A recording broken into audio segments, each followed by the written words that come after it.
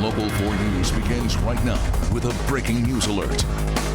We're following two breaking stories at this hour. President Trump announcing the U.S. is pulling out of the Paris Climate Accord. We'll get to that in just a moment. But we do want to start with breaking news in Roseville. That's where police are investigating a deadly hit-and-run crash, and they say a robbery suspect caused it.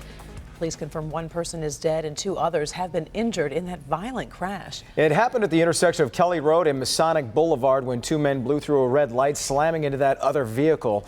Let's get right out to Jermont Terry. He's at the scene. And Jermont, you just got an update from police a few minutes ago? Yeah, Jason, they're telling us that the two people injured and the one person that died out here are all from Warren. They were inside this gray Chevy that you see off in the distance. Now, police still have this busy intersection blocked as they investigate this deadly hit and run. You can see where the Jeep Cherokee slammed right into this gray Chevy. Inside, three people minding their own business. We were just saying, it's just like a Beaver Cleaver neighborhood. Nothing ever happens over here. But Thursday afternoon, something serious did happen at Masonic and Kelly in this Roseville neighborhood. Police say this Jeep blew through a red light and T-boned another SUV, killing one person instantly. The thing that's scary is that could have been me, because I come down Kelly, I go down to Masonic to go pick up my son. What's worse, the two men in the Jeep took off running, leaving the injured behind. They ran right toward Lori Sacklis's house 2 blocks away. She snapped images of police arresting one guy. They were just telling them to stay still, stop fighting, stay still, stop fighting, and they had guns drawn on the guy. But the investigation reveals the men in the Jeep stole some items from the DPW yard in Frazier. Police insisting they were not chasing the Jeep. But as the men tried to get away, the Jeep slammed into the gray Chevy where innocent people were driving. It's craziness. It's just crazy why people are the way they are. Why people steal? Why, get a job, and get help, get something. You don't need to do that. These people were innocent.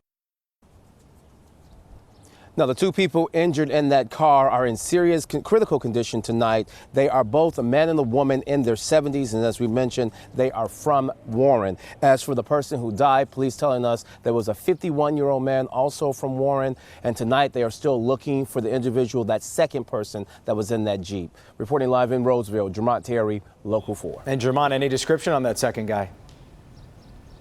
Jason, a very vague description. They're saying someone in his white guy, age 30 to 40 years old, and according to what they're saying, he was wearing a white, light-colored shirt. That's really all they have to go off on, so they really need the public's help that they were in this area. Give Roseville Police a call. Absolutely. All right, Jermont, thanks. We are following breaking news in the Philippines, where a popular resort for tourists is on lockdown in Manila after reports of gunfire and explosions. Video shows hundreds of people running out of the casino and hotel complex near Manila's airport. Local police say one gunman was involved in this attack and is believed to still be at large. The local Red Cross also telling NBC News they have taken 3 people to the hospital. Now to the White House, where President Trump announced the U.S. will pull out of the Paris Climate Accord, a global deal addressing climate change.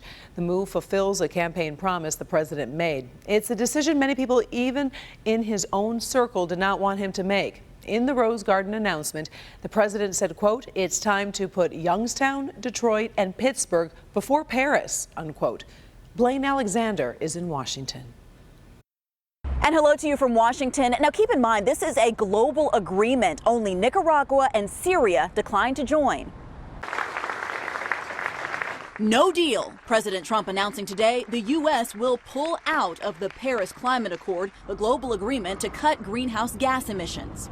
So we're getting out, but we will start to negotiate, and we will see if we can make a deal that's fair. And if we can, that's great. And if we can't, that's fine. It is an issue that has divided even his closest advisors. Outside the White House, more than 24 major companies joining environmental groups and others saying continue the agreement. We all share the air. You can't build a border wall against carbon dioxide emissions. 22 Republican senators urging a decision to leave. I do know this, that it would be a huge job loss for America. But on the morning of his major announcement, the president tweeted about the very thing his White House is trying to avoid: Russia. The big story is the unmasking and surveillance of people that took place during the Obama administration, he wrote. This as NBC News has learned that investigators are now looking into whether President Trump himself, during the campaign, met with Russian Ambassador Sergei Kislyak, a central figure in the investigation. And a date for the highly anticipated testimony of former FBI Director James Comey is now set, 1 week from today. And surprising statement today from Russian President Vladimir Putin saying that while the Russian state was not involved in any hacking, it may have been the work of patriotic Russians. In Washington, Blaine Alexander, Local 4. All right, thank you, Blaine. The news of the U.S. pulling out of the Paris Accord seems to have gone over well on Wall Street as well. The Dow, S&P, and NASDAQ all closed at record high levels. Our other top story tonight, a disturbing case of abuse downriver. That's where these two brothers, Grant and Gabriel Ballot, are now charged with a homicide after police say they left their mother to die. Sean Lay is following this story tonight. And Sean, this is after a lengthy investigation. Lengthy investigation the police call a sad and troubling case here. Vicky Ballot, she was only 58 years old. Look, she raised her two sons inside this home here in Trenton. Now, when she got sick, police say when she needed her sons the most, her sons allegedly ignored her and allowed her to die inside the family home. Only Local 4 cameras are in Trenton today to capture the arrest of two brothers accused tonight of an unthinkable crime against their own mother. In court, we're getting a better look at 33-year-old Grant Ballot and his 31-year-old brother, Gabriel. The brothers are charged with 2 counts of murder and the abuse of a vulnerable adult. The adult in question, their mother, Vicky. The 58-year-old died last October, one of the brothers driving her body to Beaumont Hospital, saying she had just stopped breathing. Medical staff say Ballot had been dead for at least 7 hours inside the family home. Staff and police saw the shocking condition the mother's body was in, noting that she was extremely emaciated. She had sores and lesions all over her. Her skeletal structure was visible through her skin. She was wearing a brown adult diaper, and her body and hair was filthy. Vicky Ballot suffered from the medical condition ataxia, the loss of full control of bodily movements. She needed constant care, but the accusations are that her sons didn't care for their mother at all and left her to die in their home. Well, it's a tragedy. It's not only a tragedy for the community, it's a tragedy for the family. Back here live in Trenton, the Ballot brothers just appeared in court. They both being held tonight on $200,000 cash bond, Jason. Wow. Sean, do these brothers have any prior history, a criminal record? Yeah, that just came up in court. The older brother has an OWI from about 14 years ago. The younger brother has no criminal record to speak of, so why they allegedly would not care for their sick mother, allowing her to die, is still something that needs to be answered. The attorneys say it'll be answered in court. Boy, why indeed. All right, Sean Lay, thanks. Today, a Detroit man who spent the last 25 years in prison learned he is now a free man. During the pretrial hearing today, the Wayne County Prosecutor's Office announced it will not retry 51-year-old Desmond Ricks. The decision comes after recent retesting of bullets that were recovered from the scene of a deadly shooting in 1992 did not match the bullets shown to be Ricks' murder weapon. Therefore, Ricks is now exonerated of all charges. And once they started looking at it, they started seeing what I seen, what I've always known. I mean, you get more and more and more until you get to the point where you know you don't supposed to be in there. And I just said that's what I've been trying to tell y'all. The University of Michigan Innocence Clinic worked with Ricks to secure new testing of the bullet evidence that had helped to convict him. It's a geyser in Westland. Check this out, a damaged water valve creating quite the scene in an intersection there. A mess, and talk about timing for rush hour. The broken valve sent water shooting dozens of feet into the air from a sewer at Cherry Hill and Wayne Roads. Repairs to fix that valve are continuing, so if you are in the area, expect lane closures. Water pressure, by the way, in surrounding neighborhoods may also be a little lower than normal. Well, a wonderful stretch of weather we're in could be coming to an end, but it's just in time for the weekend. Wah, wah. I'm thinking about tonight. Because it's going to be pretty nice out there, isn't it, Ben? Gorgeous. Yeah, we've seen almost cloud-free skies through the day. In fact, we've got mostly sunny skies across the area right now, just a little bit more in the way of cloud cover as you start working your way into the north zone, but still plenty of sunshine out there, more so than what we saw yesterday, and temperatures just downright perfect. 73 and mostly sunny here at 6 p.m. It's going to be hard to beat the finish at 70 degrees. We will be cool tonight, so if you've been in the habit of leaving your windows open, you may want to hang around for the 4-zone forecast. We'll show you that coming up in just a few minutes, guys. All right, thank you, Ben. The former Chesterfield Township supervisor is likely headed to prison after pleading guilty in the ongoing Macomb County corruption scandal. Today, Michael Lovelock pleaded guilty to conspiracy to commit federal program fraud in the county's trash hauling probe. He will be sentenced in October. The government is recommending he spend up to 46 months in prison. Just hours after Lovelock's plea, former Macomb Township trustee Clifford Freitas also pleaded guilty in that case. It ended up being much more than just your average drug bust. New here at 5, the stunning find investigators made in Troy. We aren't just talking about pot plants. And a massive explosion rocks a tiny town. What was inside this building that caused a deadly blast and why a critical warning sign might have been missed. But first, call it the battle over the branches. Why folks living in this Detroit neighborhood felt helpless after going back and forth with the city for weeks. A Local 4 finally got them results. Sunday, new at 6. Cute kids in cap and gown. It's supposed to be a happy graduation, but no one's happy at this school in Southfield after it suddenly shuts down. We'll have the story.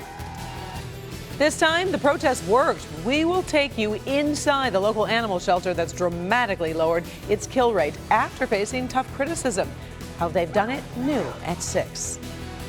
The progress to clean up Detroit's neighborhoods and improve city services has been well documented. It's happening thanks to hard work and citywide events like Motor City Makeover, and that was the case here. Folks living on Kentucky Street cleared yards and cleaned up fallen branches during the event, but when it came time to pick all that up, no one came.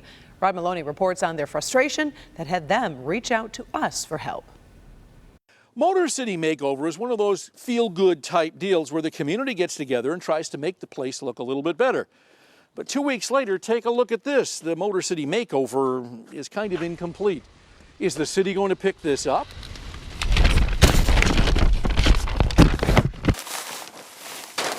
Well, that's certainly the question Bernice Aiken's been asking as the stumps and branches just sat, growing into an ever more frustrating eyesore. We did something to help our neighborhood and to beautify our neighborhood, and this is what we get. We get all this stuff left out here. Still, that in itself didn't upset Bernice so much. It's that she called City Hall, asked for some help, and an environmental code enforcement officer came out to her house yesterday and told her.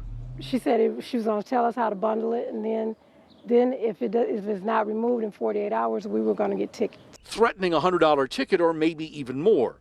That's what prompted her to call us at Local 4. When people say all they do is downtown, I've always defended them, but now I'm feeling it now. All right, so what gives here? Well, Motor City Makeover is one of those projects that requires some bureaucracy, according to the city. In other words, if you're participating, you have to register with the city so it knows to send out that claw-bearing truck to pick up your big yard waste. Turns out the Kentucky 8000 Block Club did, in fact, register, and apparently it slipped through the cracks. But after we made a few phone calls, late this afternoon, Bernice sent us this picture when the city brush disposal truck showed up and took all of the brush on her block away. Now, you're probably wondering, okay, how does this fall through the cracks? Well, here's apparently what happened. When you register with the city, as the Block Club did, you tell them specifically where the brush is going to be left so they can come pick it up and then cart it away. Apparently, they moved that location, didn't tell the city, and so that's how this thing fell through the cracks. But all's well that ends well. Back to you, Karen. All right, good job, Rod. Now, I know Bernice sent you the photo. Did you have a chance to talk to her about the success? Yeah, she was ecstatic, very, very happy, and she's a little less turned off by the whole process. They were threatening of not doing Motor City Makeover next year, but she said, no, we'll be back, and she's very happy. She thanked us, and frankly, the city thanked us too, because they don't want this stuff lying around, and they wanted to solve the problem. So there you have it. All right, a win-win for everybody. We appreciate it. Thank you, Rod. By the way, this story came to us in a tip from a viewer just like you. So if you happen to have something you think we should check out, definitely reach out to us. You can send us an email to news@wdiv.com or just go to clickondetroit.com/contact, and we would love to check it out for you. Absolutely. Yeah. Well, police up north are trying to find whoever is responsible for leaving nearly 24 burned beds on state land. The mattresses were found in Benzie County last week. The Department of Natural Resources says a total of 18 beds and box springs were burned, along with half an acre of land. Investigators think the burned beds may have come from a lodge or hotel. Whoever is responsible faces thousands of dollars in fines. Well, Ben is here with our first forecast, and it looks like it would be a good night to eat out on the patio. Perfect night. Yeah, we've got those winds calmed down a bit from yesterday. We've got more sunshine, temperatures still in the 70s. I mean, this is darn near perfect. Yeah. It really is. We will even see warmer temperatures going into the weekend. And as you look out over the riverfront, it is just gorgeous and blue skies out there. West-northwest winds are at 12. They're gusting a little bit higher, but we're not seeing these approaching the 30-mile-an-hour range that we have for the last couple days. Pressure is right around the middle point, just slightly on the high side, 30.02 right now. And again, we'll keep those mostly clear skies going all the way through sunset. Speaking of that, the moon was up earlier this afternoon. Ellen caught this in Hamtramck. It's quarter moon, by the way, that's up there. That's not a cloud. We will be seeing plenty of clouds once we get towards the tail end of the weekend, and that's what we see out here in the Rockies. You can see these thunderstorms already starting to fire. There's going to be a couple fronts working their way towards us that will increase our chances of thunderstorms by the end of the weekend. But until then, we've got one more sort of disturbance that's rotating around this low to the north. That's staying north of us today, but tomorrow we will get one that'll track in this flow from the northwest that'll come down and just sort of move through the area in the afternoon hours. Again, there's not going to be a whole lot of moisture with us. If we see a shower at all, it's going to be light. It's going to last a very short amount of time and mainly north of the city. Although once we get into the afternoon, that could reach down into the metro zone for a couple of those sprinkles. Again, they won't be around long, but then once we get into Saturday, everybody dries out, and we should stay that way until late Saturday night. So low temperatures tonight, going to be a little bit on the cool side. May not be the best night to keep the windows open. Some of our warmer numbers in our metro zone are going to be in the mid-50s by tomorrow morning. South zone lows will be a lot of 40s out here in Lenawee County, at least upper 40s, and low 50s primarily in Monroe County for low temperatures tonight. West zone lows generally 40s, hanging on to the low 50s here in Novi and Canton. And in our north zone, we're looking at pretty much the same here, upper 40s to low 50s for our overnight lows. Keeping skies mainly clear. Wind's not going to be a problem. They'll be out of the west at 5 to 10. And again, a few of those showers tomorrow once we get into the afternoon hours, and better chances are going to be in the northern half of our viewing area. Temperature-wise, we stay in the 70s all the way through Thursday. So on either side of average, Sunday will be the best chance of thunderstorms, but it does look like a lot of those are going to come through before the sun comes up and in the first part of the day. So we should get dried out by the second half. All in all, most of that weekend is looking pretty decent. That's pretty good. If I'm scoring at home, that's 3 perfect days in a row. I think so. We'll see if we can keep it going for the next We like year. it, yeah. Thanks, Ben. Doc. Well, are your eyes aging faster than they should be? Mistakes we make in our 20s, 30s, and 40s can hurt our vision later in life. Coming up, see how to keep your eyes young at any age. But first, this was not your run-of-the-mill drug ring. What a 6-month-long investigation uncovered inside this building in Troy. And here's a hint, it wasn't just what they were dragging out there. That's coming up next. Now to a Local 4 update. Michigan State Police now say one man was arrested in connection to a massive drug raid in Troy. In all, police seized nearly 500 pot plants, 20,000 marijuana vape pens, and 100 pounds of marijuana at multiple locations. Police say the man leased the spaces to illegally grow pot and then supply it to dispensaries in Detroit. He was arrested at his home in Shelby Township. Rescuers are combing debris right now, hoping to find 2 workers who went missing after an explosion at a corn mill. It happened last night at the Didion Mill in Cambria, Wisconsin. 1 worker was killed and at least 12 others injured. Listen to dispatcher's audio that was just released as it reveals the chaotic circumstances first responders were up against. Visibly 5 walking wounded. Cambria 112 on scene, 2310. Cambria 112 to Columbia County. The main part of the building is has exploded and there's visible flames. The whole village is dark. NBC News has learned the same corn mill was cited in 2011 for exposing workers to dust explosion hazards. Didion paid a $3,500 fine then, and the case was closed in 2013. The cause of last night's blast still under investigation. Wayne County receives a major upgrade. Credit rating agency Fitch Ratings just upgraded Wayne County's bond rating to investment grade BBB-. That's a significant upgrade, by the way. Fitch says the new rating is due to the county's recent progress toward eliminating its financial distress and long-term liabilities. County officials say the new rating is expected to allow Wayne County to borrow more money to complete construction projects, including the downtown jail project. New at 5:30. A Help Me Hank special report. We're talking fire safety, the products you need in your home to make sure you and your family are safe. The experts revealing all. A lot of the attendees to the Mackinac Policy Conference have been coming for years. Lots of relationships that have been years in the making. Not so for the new head of Detroit Public Schools. Our introduction to Nikolai Vitti coming up on Local 4 News. There was a rally held today in the city of Detroit to stop gun violence. I say I'm fired up. I'm fed up. I'm fed up. Hear from two Detroit mothers who lost their sons to gun violence and their plea to the city of Detroit. It's dinner time. Live from downtown Detroit, Local 4 News at 5:30 starts now. When will it end? Detroiters coming together to deliver a strong message. Gun violence needs to stop. It tops our news tonight at 5:30. That rally included two mothers who lost their children all too soon to gun violence. Today in front of the heart of Detroit, they made it their mission to get guns off the streets. Our Coco McAvoy was also there. There was a very strong message at the rally of stopping the gun violence. And it was also powerful and emotional to hear from city leaders and two moms from Detroit who lost their sons to gun violence.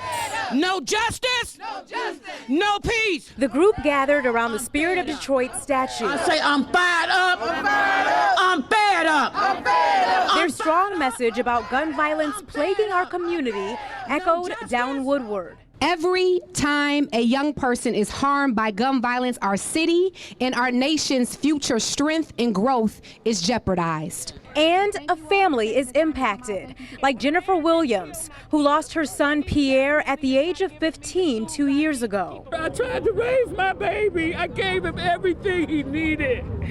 And they shot him down like a dog. Lita Watts is feeling the same pain. She lost her sons Alex and Lewis Phillips to gun violence in April. It should have never happened. They should still be here today. Watts and Williams are pleading with the city to end the violence so more mothers don't have to experience the same grief. Give me my baby back. Some kind of way this city owes me my baby back. Though there's no known solution to ending gun violence for good, coming together as a community with a strong message is a start. You see the drug dealers in your neighborhood, you need to speak up and speak out. It ain't about snitching, it's about saving our young people today. This rally was held in anticipation of Gun Violence Awareness Month, which kicks off tomorrow. In Detroit, I'm Coco McAvoy, Local 4. All right, Coco. Now to Mackinac Island, where the annual policy conference is winding down there. And there's one first-time attendee getting a lot of attention this week, Nikolai Vitti, the brand new superintendent of Detroit schools. Let's get up to Devin, who's live on Mackinac. Devin, he's got a lot of work to do. He sure does, Jason, but it's funny, for the many years I've been coming to Mackinac Island, so many of the conversations that I've heard and been a part of up here seem to boil down to the same finishing point, and that is Detroit can only get so far until we get Detroit schools in order. And yes, that is the job of a man who's making his rounds on Mackinac for the first time. You know, I grew up in a working class immigrant family, so. As a child growing up in Michigan, Nikolai Vitti got to Mackinac City but never made it to the island. He arrives in 2017 with the hopes of an entire city on his shoulders, the new head of Detroit Public Schools. And then it's been night and day effort since I started last week as far as engaging the community, parents, teachers. So I'm already getting a good sense of how people in the system are viewing things and getting a sense of stakeholders that support the district, what's working and what's not. It is an epically troubled school system, worn out by state control, an exodus of fleeing students and parents, and a long list of school closures. But he refuses to believe that urban education can only get so far. Every parent cares about their child's education because parents know that that's the future for that child. The problem is parents don't always know how to navigate the school system. I mean, let's be honest. If you didn't do well in school, you're going to avoid school. And you feel hypocritical pushing your child to do their homework every day, to study, and get good grades if you struggled. But a newly debt-free system has more room to run. And in his few days on the job, Vitti says he's already seen pockets of excellence in Detroit that just need to be brought to scale. We already have great teachers. We have to scale that. And we have to make sure that we're offering unique and better programming to keep parents that are in the school system, bring those that have left back, and recruit a whole group of parents that aren't even thinking about our school system. Let me tell you about one other groundbreaker moment that was announced this week. I moderated a conversation today with Darren Walker, the head of the Ford Foundation. Of course, a huge part of the grand bargain, but for years really estranged from the city of Detroit where it was originally founded. But announced today that for the first time in more than half a century, starting in about 2 weeks, the Ford Foundation will again have one of its representatives, a man named Kevin Ryan, living and working in the city of Detroit with about $15 million to spend every year toward being a part of the solution in the city. Much more coming up later here at 6. We'll see you then from Mackinac Island. Devin Skillion at the Grand Hotel. Jason, back to you. All right, Devin, thanks so much. I'm glad to see he's got a lot nice weather finally up there, too. Perfect up there. Well, now to Texas, where cell phone video released overnight shows the moments leading up to a shooting inside a car dealership. The video shows 2 bounty hunters confronting a fugitive yesterday inside that dealership. Customers and workers running for cover as all 3 men drew weapons, firing 20 shots in just 6 seconds. And you can hear them there. Now both bounty hunters and the fugitive are dead. Police say the 49-year-old fugitive was wanted for failing to appear for a drug charge in Minneapolis. We've just closed the books on what a lot of people would call a less than stellar month of May weather, even though these last few days have been great. Yeah, but you know what? The cooler weather actually had one big benefit, right, Ben? Yes, we probably didn't spend a lot of time around the water, but when it came to severe weather, we scored big. Check out this map of severe weather reports. Every one of those dots is a report of severe weather. Notice that there are almost none in the mitten, while Ohio, Indiana, Illinois, and Wisconsin got pounded. So why the enormous disparity? Well, you can credit the Great Lakes waters, which usually are kept us cooler this time than the surrounding states. Usually in the spring, those colder lakes do suppress severe storms, but by May and June, the changes usually start to happen as the waters warm up. But this year, the May storm systems that affected us were not as dynamic to overcome those colder waters. It is important to notice that's just May, by the way. We did have 4 tornadoes in the state earlier in February and also in April. So we have seen our share of severe weather. It was just in May we lucked out. Yeah, we sure did. Thanks, Very Ben. cool. Well, now to good health, keeping your eyes young at any age. It's no secret our vision changes as we get older, but experts say the choices we make in our younger years can have a big impact on our eyesight down the road. Dr. Frank McGeorge here to explain that. I'm very interested in this one. Well, Jason and Sandra, here's the thing. It's a startling statistic. About 1 in 6 adults age 45 and older has some type of sight-threatening eye condition. And while genetics do play a role, there are many steps that you can take to protect your window to the world. Can you turn back the clock when it comes to your eyes? While some damage can be reversed, it's far easier to prevent problems before they start. Step 1, get regular exercise. While you might not think of exercise helping your eyes, it can reduce the risk of age-related macular degeneration by up to 70%. Being overweight raises your risk of many conditions that can lead to vision loss, so exercise helps in that way too. Next, shield your eyes from the sun. Choose sunglasses that block 100% of UV rays. Over time, UV light from the sun can cause cataract formation. So wearing sunglasses, I think, is very important. And if you smoke, quit. Current and former smokers have up to 4 times the risk of age-related macular degeneration. Smoking also ups your odds of cataracts and other issues. The right foods can also keep your eyes young. One of the other things you can consider is actually green leafy vegetables for macular degeneration. A diet rich in fruits, vegetables, and lots of leafy greens is key. Supplements may help too. In fact, a National Eye Institute study found vitamin C and E, beta-carotene, copper, and zinc slowed the progression of macular degeneration in high-risk patients. Now finally, make a point of having regular eye exams and finding out your family history of eye problems. Many eye issues are hereditary, but early diagnosis and treatment can actually help you avoid vision loss. This is very interesting. I like that. It is. I know. I'm as blind as they come. I mean, I've been like wearing contacts since the 2nd grade. But right. Well, you know, and as we age, of course, our eyes do change, and so we're naturally going to have to wear reading glasses. So it's important to keep up as you age as well, because your eye health will naturally degrade. Even from year to year, right? Exactly. All right. Thanks so much, Doc. Yeah.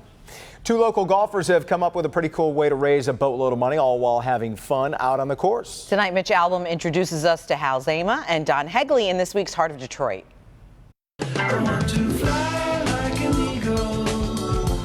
Hal Zama, an avid golfer and businessman, turned on the TV to watch the sport he loves, golf, and the generosity of the players got him thinking.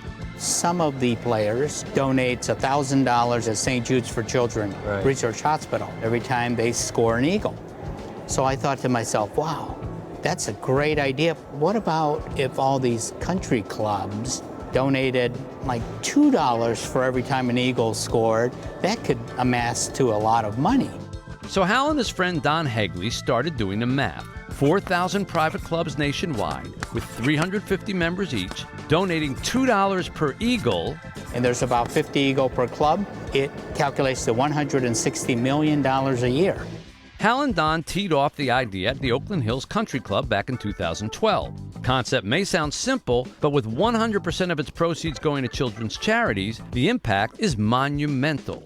And we just celebrated our 5th anniversary, and we've raised $828,000 to date. That's fantastic. Now, is your hope to get it beyond Detroit, beyond Michigan, and all the way around the country? Yes, that's our goal. If we can get to $1 million a year in the Midwest region, what we'd like to do is approach PGA and USGA to try to get their support behind it to take it nationwide. You know, it's kind of a special event and going to a special cause. And what better cause than children? Hal Zama and Don Hegley are helping disadvantaged kids one eagle at a time right here in the heart of Detroit. I'd love to get an eagle and help them out, too. I know. Hey, they're making it happen. Yeah. A campaign event featuring young children gets completely derailed. Coming up tonight, new at 5:30, what this candidate was trying to do as 2 little ones stole the show.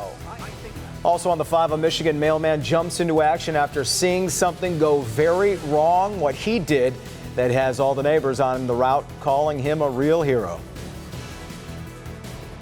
Smoke detectors. We all know that they help to save lives, but as you'll see, that's not all you and your family members should do to protect yourselves. All right, Hank, and be sure to tune in Sunday night at 7 to watch the premiere of Megyn Kelly's new show. It's called Sunday Night with Megyn Kelly. For the premiere, Kelly sits down with Russian President Vladimir Putin for a can't-miss interview. Again, that's Sunday night at 7 right here on Local 4. Bite